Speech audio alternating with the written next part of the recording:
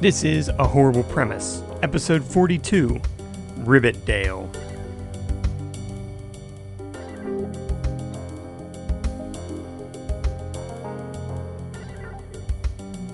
Hey guys, this is A Horrible Premise. Is this what that is? Yeah, it was. I want a rusty axe. I want to know voodoo. A fat bitch named Bridget. I said Fago. Fuck Mountain Dew.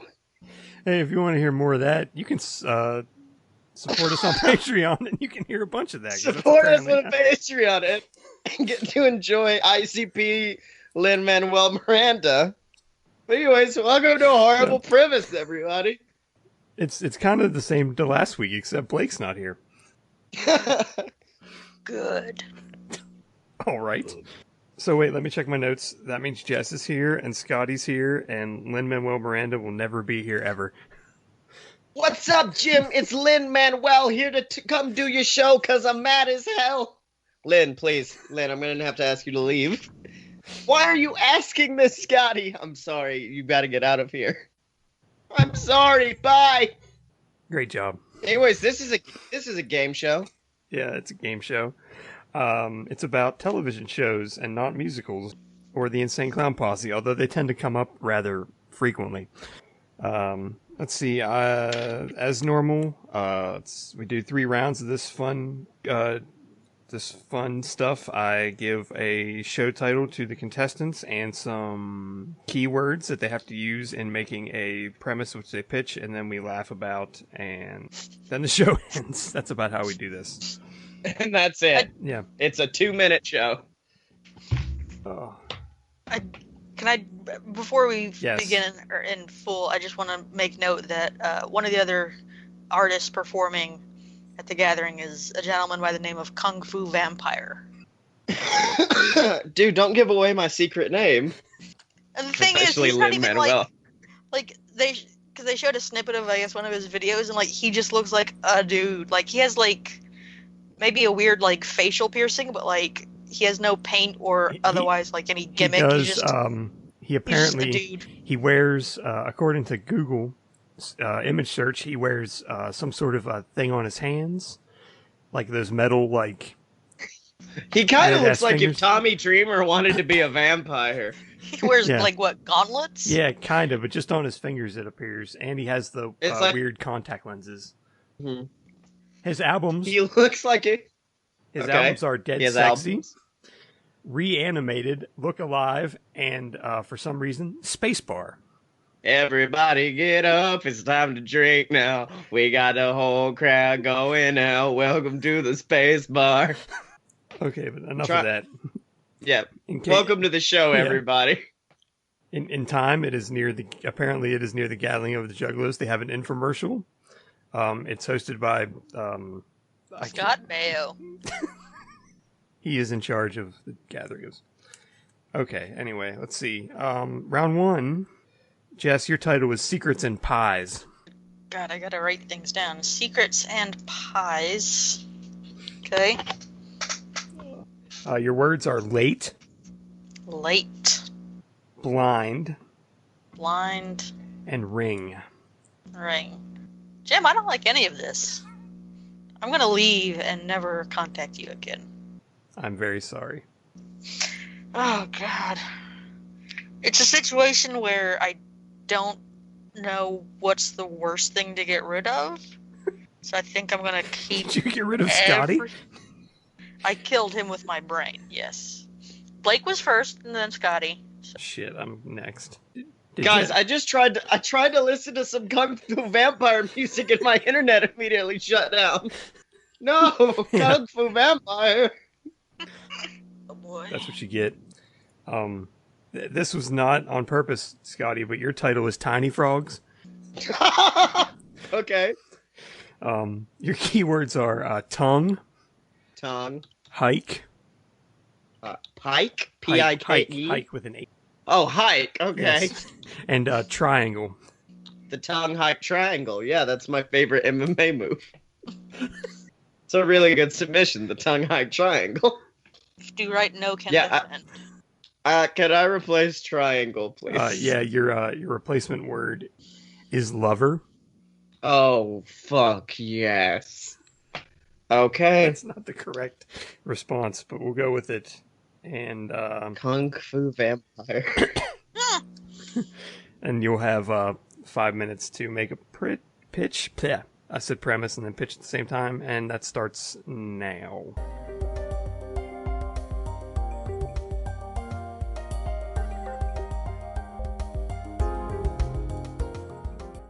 I've got something. It's not great, but it's something. Go ahead, you do it. I got this. Boy. Secrets and pies. Carl Munro is a down-on-his-luck pastry chef just looking for love on the frightening world of the online. Due to a tragic goof-up, he goes on what he thinks is just another blind date, when in fact the person he's meeting is a contact for a spy ring known as PI, Private Intelligence Engineers.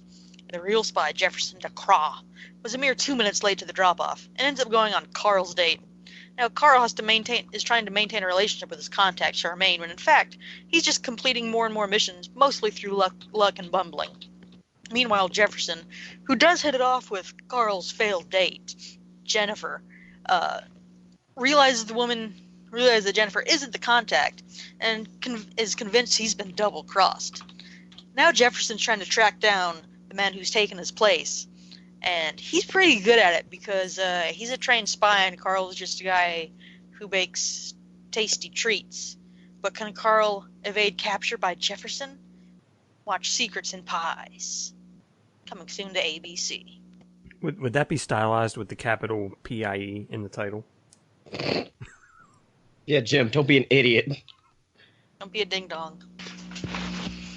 Can the two leads be portrayed by Tim Allen and Richard Karn?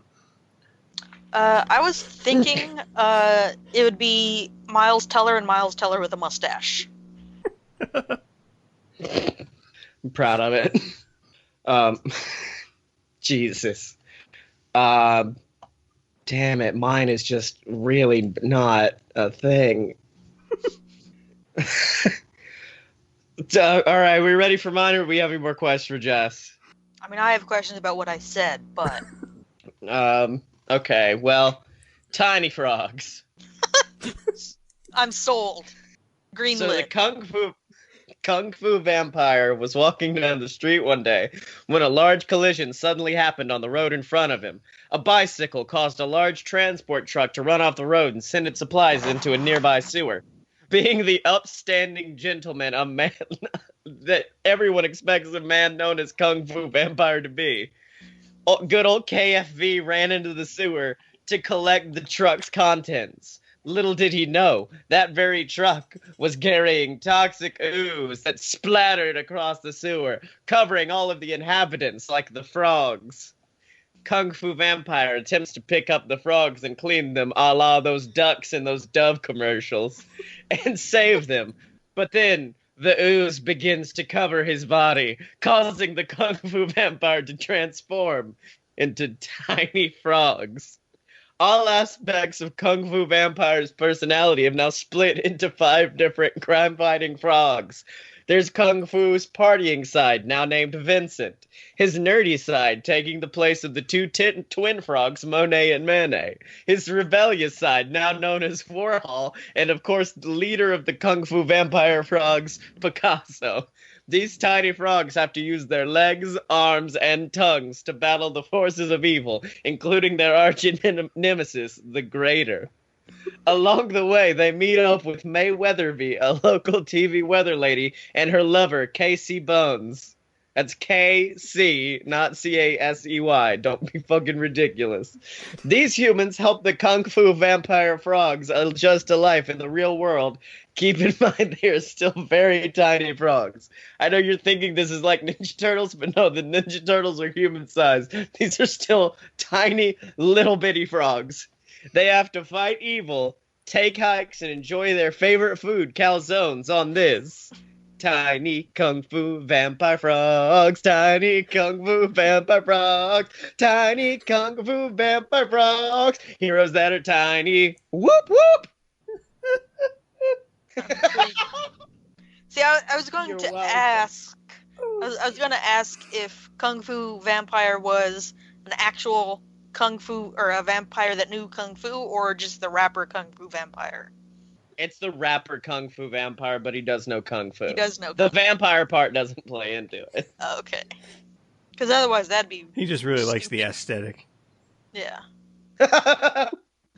Oh shit, that'd be weird as shit. At night they get to turn into frog bats.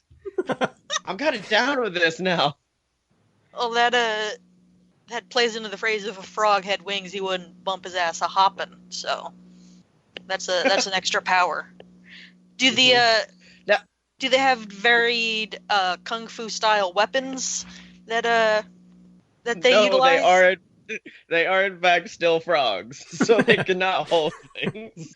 Now wait, I'm getting into vampire lore right now. When is a vampire's base form the bat or the human? Because that could be potential for the frogs would be able to take the form of a human, which would lead them to have better crime-fighting abilities. And then, they have to turn back into frogs and go back into their Would cave they just at turn night. into 5 kung fu vampires? Yeah, they turn into normal kung fu vampires at night when the moon is out. Except for one who's a kung fu werewolf. I think you're getting off track. Or they can be frog bats. Look, do we want frogs that turn into humans or frogs that turn into bats, okay? Look, this is the pitch meeting. We're sitting in CW's office right now. We need to know. I mean, you need to provide that answer to us. If it was the CW, they would want them to turn into angsty teenagers. Who were actually old Archie's characters. No, you know what? No, fuck it. I'm really down with the idea of them always being extremely tiny. They are tiny frogs. That's the name of the episode. So, tiny frogs. They're tiny frogs / bats. They're never human. Boom. Next round. Let's go. You could. They could turn into old Archie characters, but then you'd have to change the name of the show to Ribbitdale. Oh boy. Oh, Jim, you rarely get the name of the episode, but I want to name the episode Ribbitdale now. Jeebus. All right, round 2. Or does anyone have any more questions about tiny kung fu vampire frog? So is this an animated show or a live action show with just frogs? Live action. And to tell the frogs apart, we spray paint them. We have to get a new frog every episode. Are they voiced by anybody or are they just frogs? No, what part of Kung Fu Vampire got turned into frogs? That's it. So that clearly means Kung Fu Vampire voices all of the frogs. But he does like fun impersonations for each of them. This is my nerdy voice. Hi guys, this is me, Kung Fu Vampire. I'm Vincent, the nerdy one. Hey, I'm Manny and Moni. I'm the weird ones. And we speak in unison.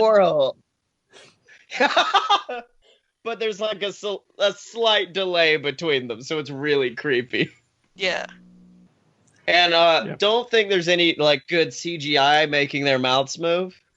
No, it's straight up just like they put peanut butter in their mouth like a horse. Oh my god, that's so much better. I was just gonna say, you just have a video of a frog for about 5 minutes as you hear Kung Fu Vampire talking over it. It's like Bane in The Dark Knight Rises. No, it just sounds like it's from a different place. It's not even video. It's just a still shot of a frog. They made a gif of a frog opening and closing its mouth. So they just have to use that for every shot of a frog speaking. And then they poorly Photoshop. They just stole the Budweiser commercial. A Kung Fu gi onto each one of them. Oh yeah, are the Budweiser frogs going to make any appearances? That's product placement.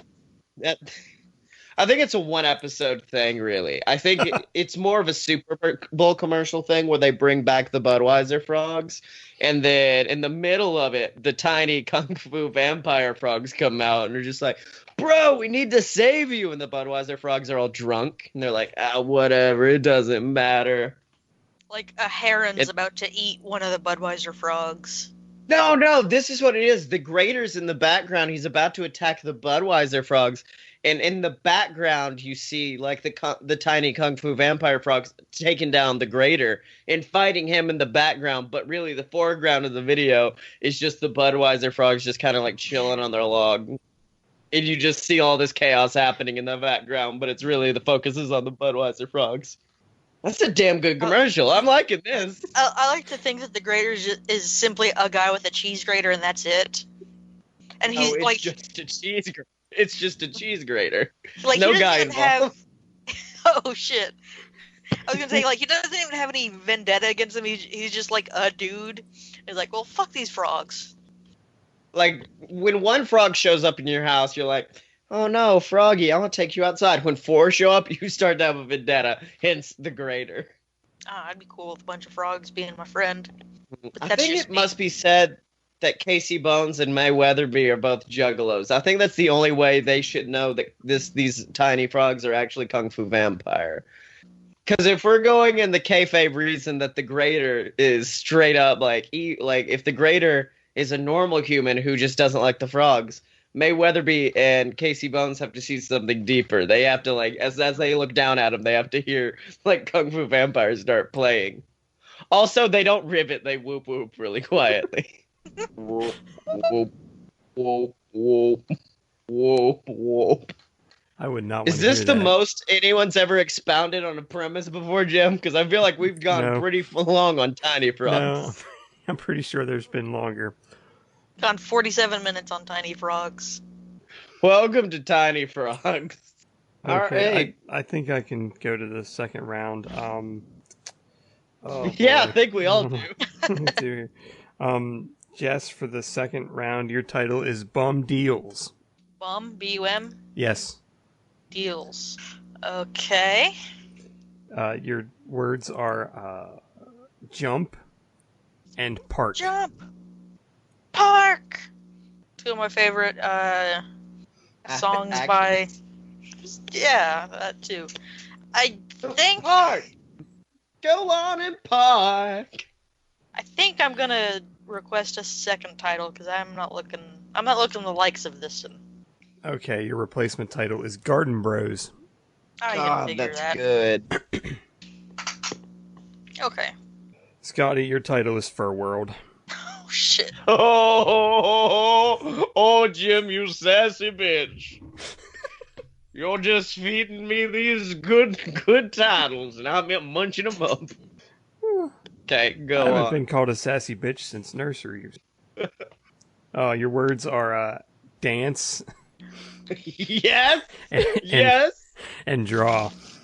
Can you just tell me what my other word would be, and I'll decide if I want to replace draw? Yeah, the other word is brown. Just the word brown. Nope, I'm gonna stick with draw then. Well, you'll have 5 minutes to stick with draw, and that'll start right now.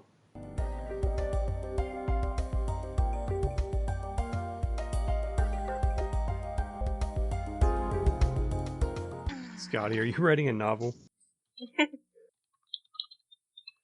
Look, Jess can go. It's okay. Okay. I've just got a lot of ideas when it comes to this. Okay. Then you Garden can go. Bros. Sorry. Garden Bros coming soon to HGTV. Aiden, Braden, and Caden all love hanging out in their shared backyard, drinking Mike's Hard Lemonades, doing the shittiest drunken parkour across 3 counties. However, one day they all get DUIs and suspended licenses in the same day. Find it difficult to buy booze since they have such fresh baby faces. But soon Braden notices a scrawny lemon tree growing in the backyard and has an idea. Titties! But then,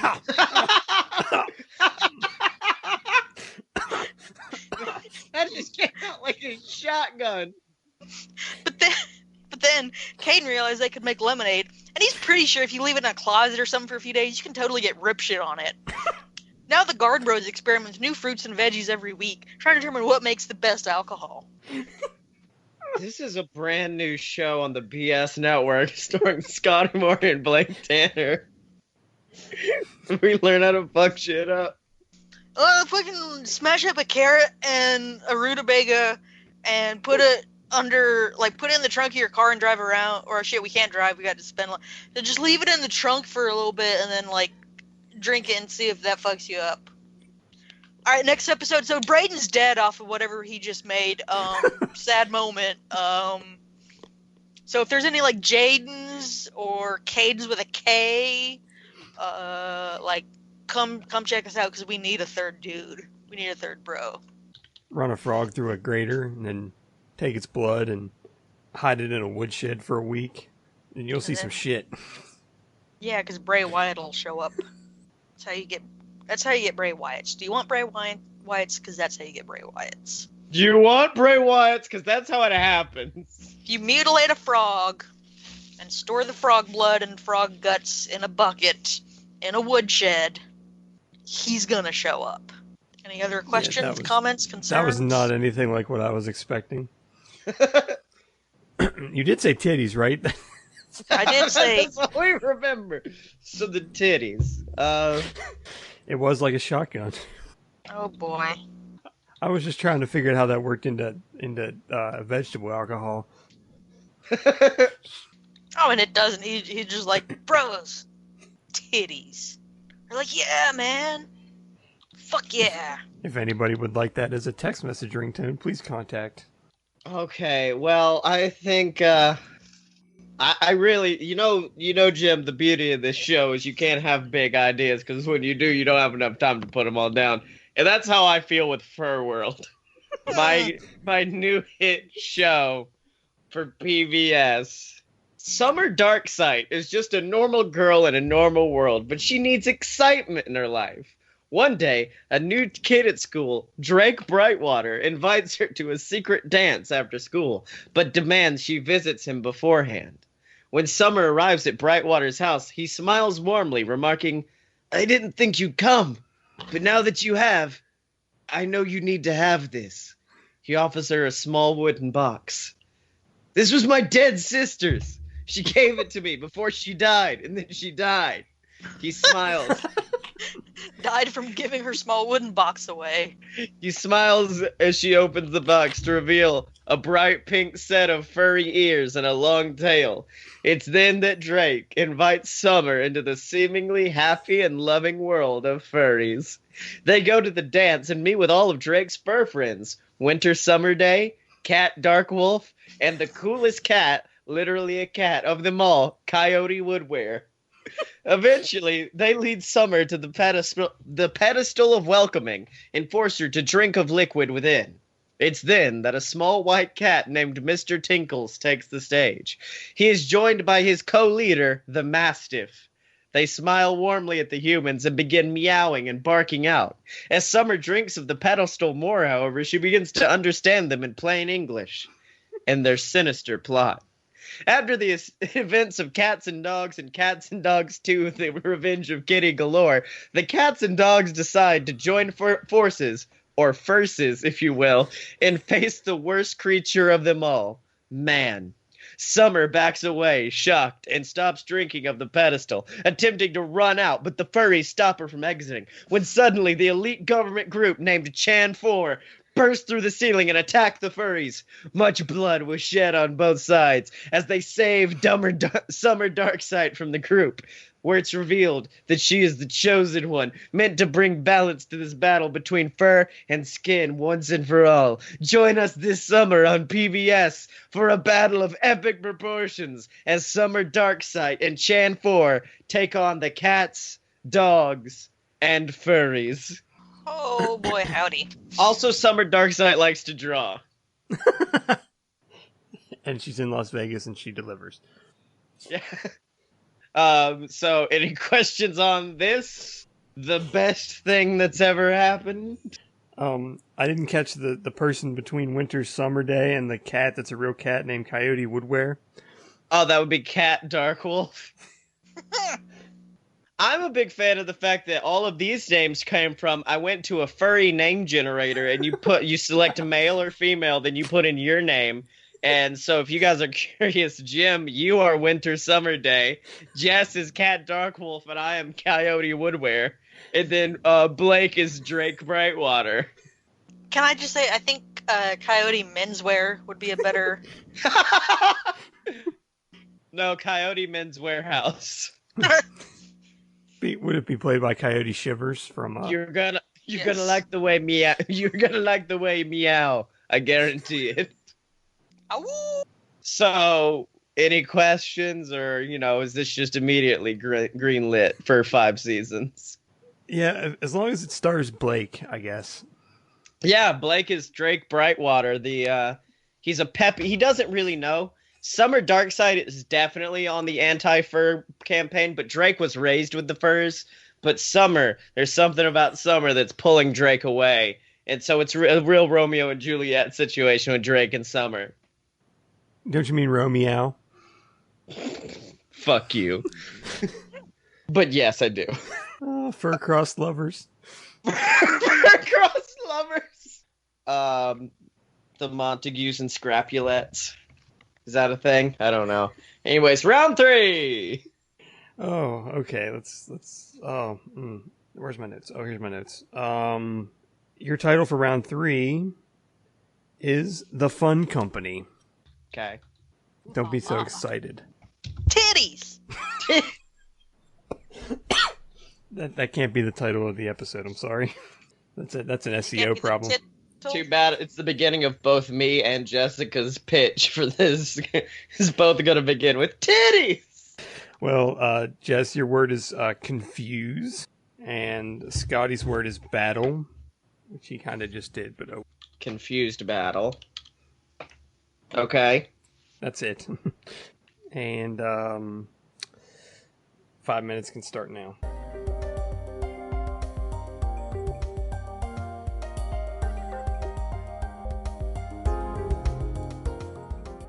All right, Jess, do you have something? I have a thing. Yeah, I have technically a thing. It counts as a thing Yep. in certain cultures. Okay. The Fun Company. Charlo Abernathy is a low-level office drone at the terribly named Fun Company. He files paperwork regarding smile efficiency on various products and activities, like bounce houses, cotton candy machines. You know those little wooden toys where you push in a button at the side and the horse or like whatever collapses because it's got like string inside it? You know those things? You know what I'm talking about? No. Yeah, he Totally. well, whatever. He deals with those. They're not very popular anymore because they're shitty wooden like puppet things. Honestly, I think if you Google push puppet, it'll Oh, I know. Are you talking about the thing where there's like a little base? yeah. Yeah. Like, Fuck the those things. The horse collapses because the string fell apart or whatever. Yeah, he deals with those. But anyway, that's Charlo's 9 to 5 because when he punches out, he heads down to the ultra sub basement, takes up a position with a handful of other Fun Company employees as contract killers. Hits come in disguised as things like pogo stick evaluation, but there's always a code that reveals the true intentions. And that's pretty much what I wrote. So. All right. This is not bad. I'm here to evaluate your pogo stick. Wink, wink, nudge, nudge. I was like, Yes, "It's not I that will kind of kill your company." friend Jeff. Guys, it says we got a pogo stick evaluation on 6th Street. Oh, you mean killing Jeff, who lives on 5th Street? Why would we put 6th if it was 5th? I don't know. It's a very weird system. The code is you minus one of the street. Duh. This is the shittiest code ever. Pogo stick just means Jeff. How many people do you think is going to be named Jeff that we have to kill? Well, there's already been 2, Polly. There's already been 2, hasn't there? Give me one of those push puppets. Give me one of those push puppets. Let me think. It's like a fidget spinner, but terrible. If you press the front of it, the front of the horse falls. If you press the back falls. Sure, you could use this to puppeteer it in some way, but I'll never learn. No one will. Because you press it once and then maybe twice and then you throw it against a wall. Everybody remembers when they were in high school and that guy in their class named Jeff was voted most likely to be a pogo stick. Yes. So, the Funk Company, right? That was the Whatever you name. want. The Funk Company? The Funk Company? Whatever The Funk you want. Company. The Funk Company. The Funk Company. That's a company that is started by Humpty. Oh, shit. Now I gotta work Humpty in here somehow. Pronounced with the Humpty. Anyways, the company. This summer on BET, one aging funk star has to get his groove back. Morris Day is a man who has just Yes. lost. He's a man who's just lost track of the time over the past few years.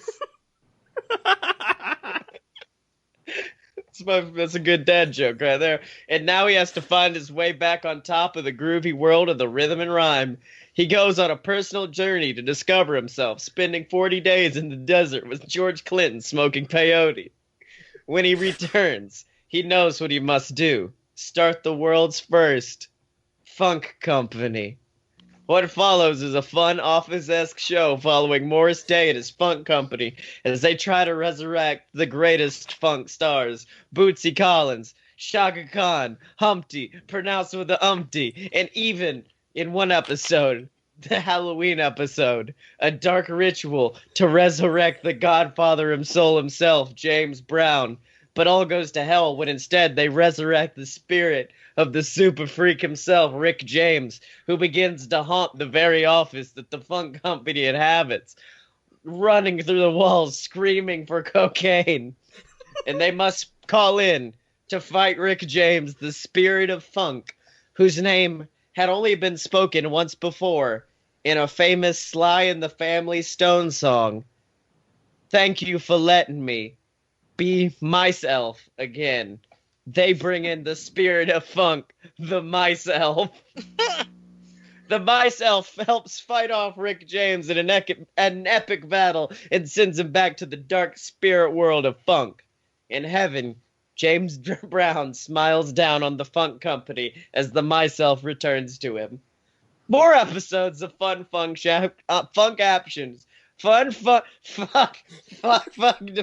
action happens on this. Fuck action? The funk. Fuck action. It's really fun. Funk is not a good combination of words, Does guys. the naked guy show up? Funk action happens on this. The Funk Company, whose slogan is, "We're a fun company, we're a funk company," on BET. Both times you talked about resurrecting someone, I really thought you were going to say Kung Fu Vampire. No. They have to resurrect the spirit of soul, James Brown. Nah, Kung Fu Vampire's not funk. He wouldn't spend a day in this funk company. I know, I was listening to him earlier. It was not good music. There's some fun episodes. I don't know any other good concepts for an episode. I kind of blew my whole load on that whole James Brown, Rick James thing. Somebody get the ghost of Rick James off the couch, please. Fuck your couch! I really wrote this whole premise just to say Morris Day is a man who's lost track of the time. All right, well, Sometimes you gotta go that far for a good joke. for one joke. Oh, I know. Last week I did a whole shitty premise just so I could say it was the sequel to Trolls. Yeah, I really wanted to make that the teaser I put on Instagram, but they have to be under a minute. And I was like, oh, it's probably under a minute, and it went 2.5, and I was very sad. All right, well, it was a good episode. Any We questions learned a lot about of things today. any episode about the Funk Company? No, that's cool. Yeah, we did learn a lot of things, Jim. We learned so many things.